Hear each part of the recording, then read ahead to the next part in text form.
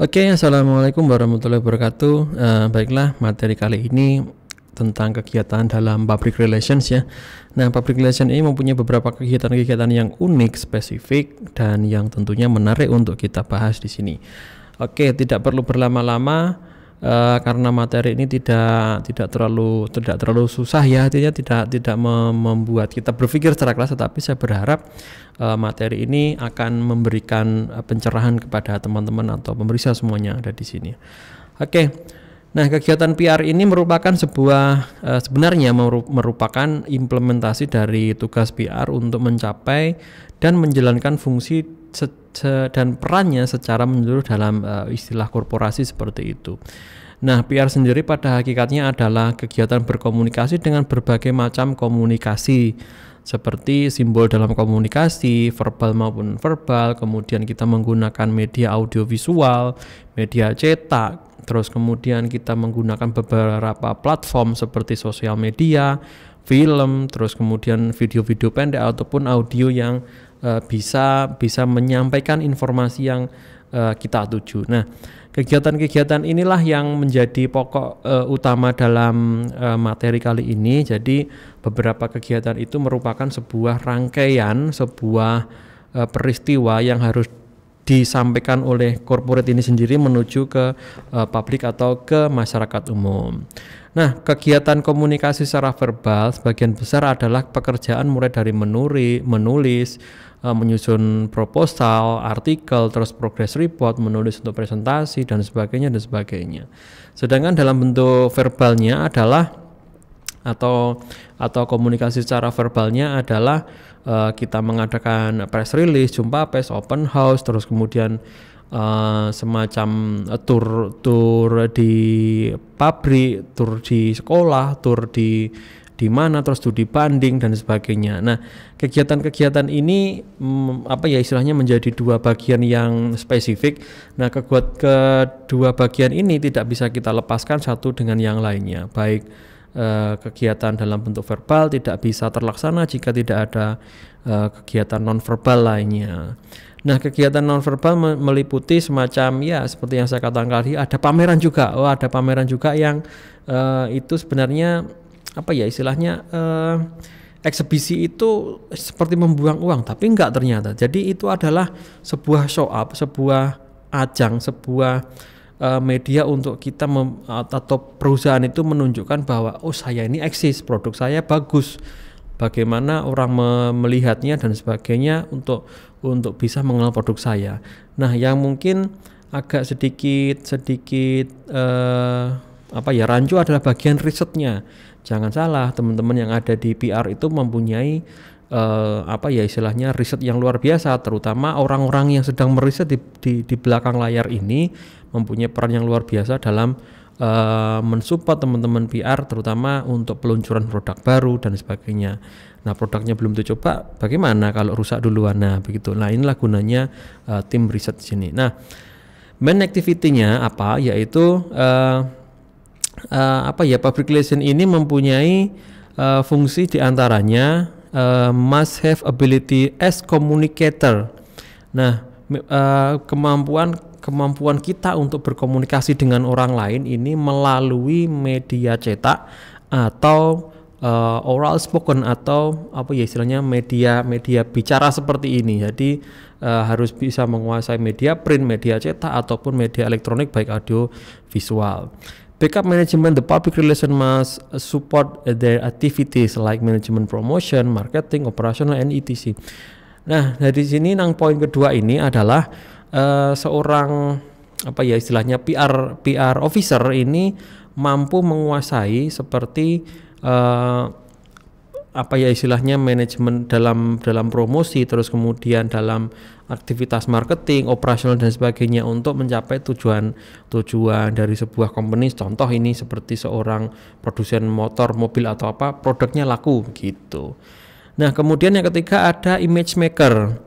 Nah, image maker ini membuat sebuah tampilan perusahaan, tampilan dari sebuah company, tampilan dari sebuah yang kita bekerja di bawahnya, baik negeri atau swasta, mempunyai image ini, mempunyai wajah ini, mempunyai ciri khas, identitas dan reputasi. Ya, oke. Kemudian tugas dari PR itu sendiri, teman-teman PR itu sendiri. Jadi Frank Jeffkin ini menjadi 4 situasi. Jadi yang tidak tahu menjadi tahu atau mengetahui. Yang kedua dari apatis, cuek, menjadi peduli. Dari prasangka, maybe, oh yes or no. Nah, sekarang jadi menerima.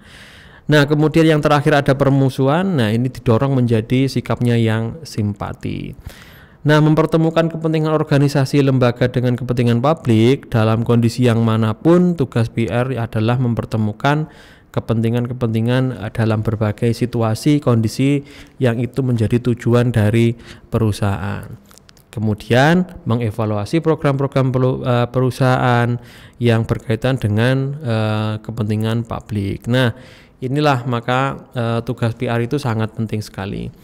Oke, dari proses public relation itu, proses PR bersifat siklis, artinya proses PR itu berjalan terus-menerus selama organisasi ini masih ada. Jadi prosesnya akan saling berkesinambungan, loop memutar dari atas ke bawah, terus kemudian berjalan terus, yang apa ya istilahnya, inovasi-inovasi dalam loop ini selalu diperlukan begitu. Nah, loopnya bentuknya seperti ini. Jadi proses public relations ini adalah pengumpulan data, definisi permasalahan, perencanaan program, aksi dan komunikasi, kemudian evaluasi, kembali lagi ke pengumpulan data. Jadi semacam loop yang saling berkesinambungan, terus-menerus bergandengan, dan semacam apa ya, tidak berhenti selama perusahaan itu atau company ini masih ada. Nah, activity public relation ini meliputi adalah komunikasi pertukaran ide, pendapat atau pesan melalui visual, lisan atau tulisan, ada publisitas ini dari berbagai macam cara, ada promosi dengan berbagai macam model maksud saya, terus kemudian ke segmentasi orang-orang yang tertentu seperti produk tertentu, orang tertentu, organisasi tertentu, atau kasus-kasus unik tertentu. Kemudian ada press agent ini. Jadi kita berkaitan langsung, kita mempunyai hubungan langsung, kita bersinergi erat dengan kantor berita. Kemudian ada integrated marketing. Nah, integrated marketing ini nanti lebih fokusnya nanti kompak ya istilahnya, ada berbagai macam elemen yang itu menjadi satu produk, yang itu menjadi satu kesatuan dalam fungsi PR itu sendiri. Nah, kemudian fungsi PR yang lain adalah manajemen isu. Manajemen isu adalah memonitor aksi publik atau reaksi publik terhadap organisasi. Bagaimana sih respon masyarakat dengan produk kita, bagaimana sih respon masyarakat ini terhadap pegawai-pegawai kita, contohnya seperti itu. Kemudian ada manajemen krisis. Nah, manajemen krisis ini perlu mendapatkan concern tersendiri karena kita masih berada dalam krisis kesehatan ya istilahnya, pandemi dunia.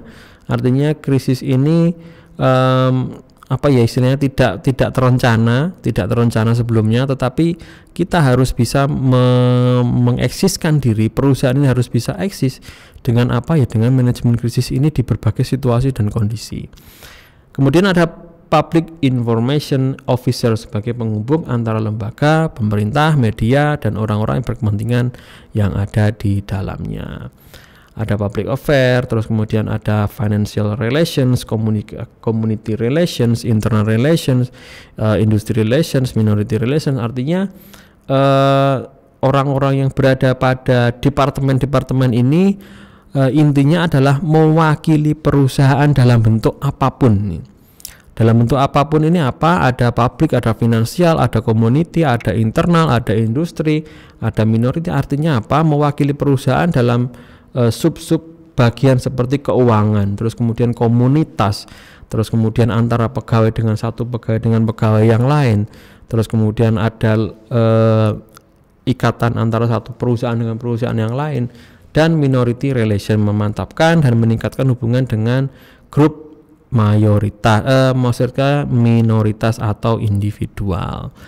Oke, media relation memantapkan dan meningkatkan hubungan dengan media, pasti public diplomasi, event management, sponsorship, cost and relationship, terus kemudian ada fundraising. Nah, yang terakhir fundraising ini menarik.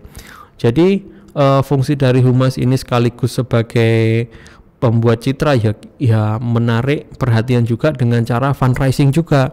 Artinya mereka mem-create sebuah event, membuka sebuah donasi yang itu untuk kepentingan sosial. Jadi PR ini tidak PR-nya corporate ini tidak semata-mata berperan untuk mengenalkan produk, promosi dan sebagainya untuk kepentingan semata, tetapi ada hal-hal yang lain, terutama dalam bidang seperti sosial seperti itu. Nah, alat bantu yang bisa digunakan dalam kegiatan PR ini disingkat oleh si Kotler ini dengan nama Pencils. Nah, ada publication, ada event, ada news, ada community involvement, social impact, identity tools, lobbying dan sebagainya. Artinya apa? Kegiatan-kegiatan ini merupakan sebuah kegiatan PR secara global, secara luas, bagaimana kegiatan ini nanti akan mensupport, mendukung sebuah aktivitas dari PR itu sendiri. Baik, itu saja yang bisa saya sampaikan.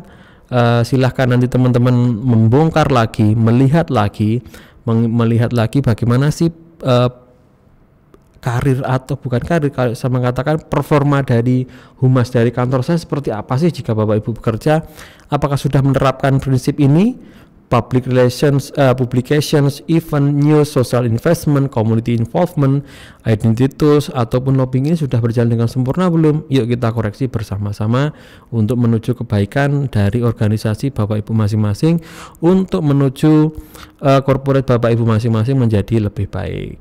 Nah, itu saja yang bisa saya sampaikan. Mohon maaf jika ada kekurangan. Wassalamualaikum warahmatullahi wabarakatuh.